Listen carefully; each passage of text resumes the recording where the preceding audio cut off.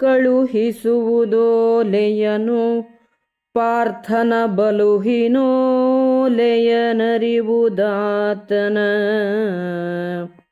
ನೆಲೆಯನರಿದಟ್ಟುವುದು ನಾಕದೊಳುಳ್ಳ ವಸ್ತುಗಳ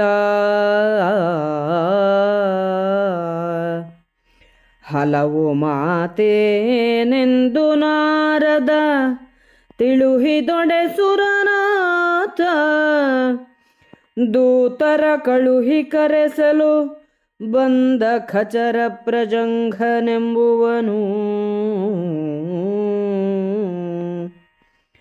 ಬಂದು ಖಚರನು ದಿವಿಜರಾಯಂಗಂದು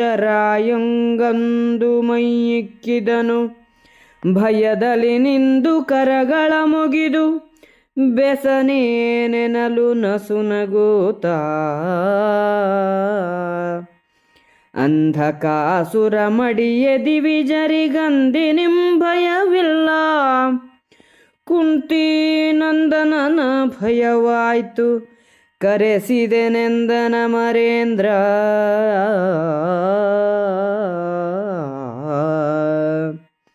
ಬರೆಸಿಕೊಟ್ಟನ ದೋಲೆಯನು ಸುರರೆರೆಯ ಖಚರನ ಕೈಯ ನೀ ಹೋಗಿರದೆ ಹಸ್ತಿನಪುರದೊಳಿಯುವುದು ಪಾರ್ಥಗೆಂದನಲು ಧರೆಗಿಳಿದನ ಖಚರ ಲಿಖಿತವ ನರಗೆ ಕೊಟ್ಟನು ಶಾನುಭಾಗರು ಸುರಪನೋಲೆಯನೋದಿದರು ಭೋಪಾಲ ಕೇಳೆಂದ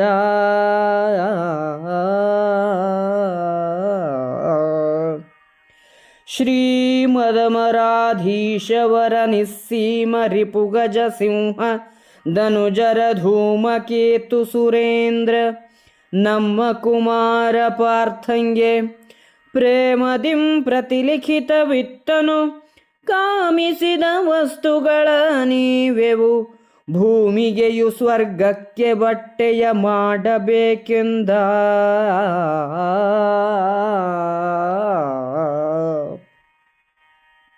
ಅರ್ಜುನನಿಗೆ ಓಲೆಯನ್ನು ಬರೆದು ಕಳಿಸಿ ಅವನ ಬಲವನ್ನು ಪರೀಕ್ಷಿಸು, ಅದನ್ನು ನೋಡಿ ಸ್ವರ್ಗದ ವಸ್ತುಗಳನ್ನು ಕಳಿಸು ಎಂದು ನಾರದರು ಹೇಳಿದರು. ಆಗ ದೇವೇಂದ್ರನು ಹೇಳಿ ಕಳುಹಿಸಲು ಪ್ರಜಂಘನೆಂಬ ದೇವತೆಯು ಬಂದನು. ಪ್ರಜಂಘನು ಬಂದು ದೇವೇಂದ್ರನಿಗೆ ನಮಸ್ಕರಿಸಿ ಭಯದಿಂದ ನಿಂತು ಏನಪ್ಪಣೆ ಎಂದು ಕೇಳಿದನು. ದೇವೇಂದ್ರನು ನಸುನಕ್ಕು, ಅಂಧಕಾಸುರನು ಶಿವನಿಂದ ಸಂಹಾರವಾದ ಮೇಲೆ ದೇವತೆಗಳಿಗೆ ಯಾವ ಭಯವೂ ಇರಲಿಲ್ಲ. ಈಗ ಅರ್ಜುನನ ದೆಸೆಯಿಂದ ಭಯ ಉಂಟಾಗಲು ನಿನ್ನನ್ನು ಕರೆಸಿದ್ದೇನೆ ಎಂದು ಹೇಳಿದನು. ದೇವೇಂದ್ರನು ಅರ್ಜುನನಿಗೆ ಪತ್ರವನ್ನು ಬರೆಸಿ ಪ್ರಜಂಘನ ಕೈಗೆ ಕೊಟ್ಟು, ನೀನು ಹಸ್ತಿನಪುರಕ್ಕೆ ಹೋಗಿ ಇದನ್ನು ಅರ್ಜುನನಿಗೆ ಕೊಡು ಎಂದನು. ಪ್ರಜಂಘನು ಭೂಮಿಗಿಳಿದು ಕಾಗದವನ್ನು ಅರ್ಜುನನಿಗೆ ಕೊಟ್ಟನು. ಅರ್ಜುನನು ದೇವೇಂದ್ರನ ಕಾಗದವನ್ನು ಶಾನುಭಾಗರಿಗೆ ಕೊಡಲು ಅವರು ಅದನ್ನು ಓದಿದರು. ದೇವತೆಗಳ ಅಧಿಪತಿಯು ನಿಸ್ಸೀಮನು, ಶತ್ರುಗಳೆಂಬ ಆನೆಗಳಿಗೆ ಸಿಂಹದಂತಿರುವವನು, ರಾಕ್ಷಸರಿಗೆ ಧೂಮಕೇತವೂ ಆದ ದೇವೇಂದ್ರನು ನಮ್ಮ ಮಗನಾದ ಅರ್ಜುನನಿಗೆ ಪ್ರೇಮದಿಂದ ಉತ್ತರಿಸುತ್ತಿರುವನು. ನೀನು ಬಯಸಿದ ಎಲ್ಲ ವಸ್ತುಗಳನ್ನು ಕೊಡುತ್ತೇವೆ, ಭೂಮಿಗೂ ಸ್ವರ್ಗಕ್ಕೂ ದಾರಿಯನ್ನು ನೀನು ನಿರ್ಮಿಸು ಎನ್ನುವುದಾಗಿ ಆ ಲೇಖನದಲ್ಲಿ ಬರೆದಿತ್ತು.